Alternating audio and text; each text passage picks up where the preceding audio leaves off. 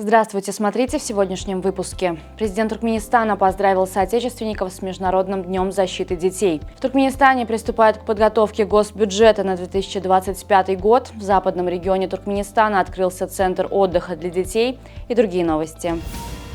Сегодня отмечается Международный день защиты детей. По этому случаю президент Туркменистана Сердар Бердымухамедов обратился с поздравлением к гражданам страны. Президент Туркменистана подписал постановление, предписав Министерству финансов и экономики организовать работу по подготовке проектов государственного бюджета Туркменистана на 2025 год. Расчетные формуляры и методические указания для составления вышеуказанных проектов разослать до 5 июня, а также создать рабочую группу специалистов и организовать ее эффективную работу. Накануне Международного дня защиты детей в Этрапе Махтумкули состоялась церемония ввода в строй нового современного детского центра отдыха «Аркадаглыня Силлер».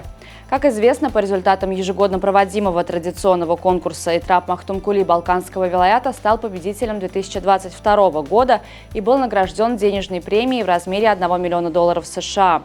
На эти средства построен и оснащен развлекательный центр для детей. Президент Туркменистана подписал постановление, предписав Министерству сельского хозяйства, Государственному объединению Туркмен-Галау-Немлери, Хекимликам Дашагузского и Либабского вилаятов обеспечить в соответствующих этрапах этих вилаятов производство высокого урожая риса.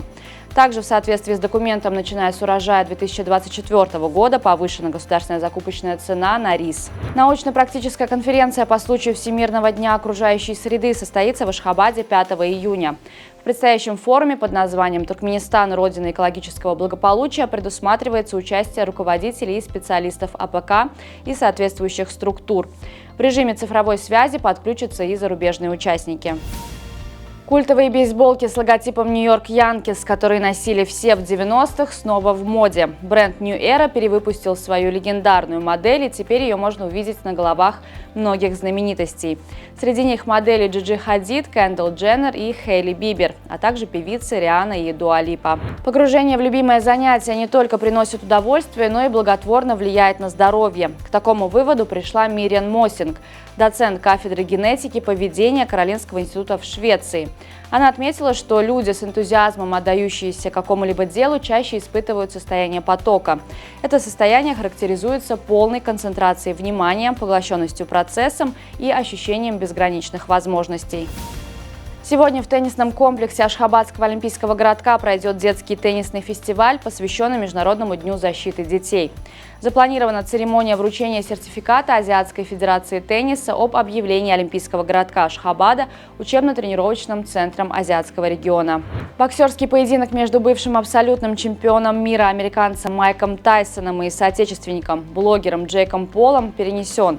Поединок должен был пройти 20 июля в Вашингтоне.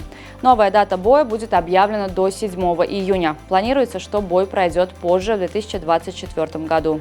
Турецкий футбольный клуб Фенербахче назначит португальца Жозе Моуриньо новым главным тренером команды. Об этом сообщает журналист Джанлука Ди Марцио. Контракт нынешнего главного тренера турецкого клуба Исмаила Картала действует до конца июня. По сообщениям источника, Моуриньо был предложен двухлетний контракт. На сегодня это все. Со всеми новостями вы можете ознакомиться на сайте turkmenportal.com и на наших официальных страницах в социальных сетях. Всего вам доброго и помните, что Туркменпортал – ваш самый надежный источник новостей.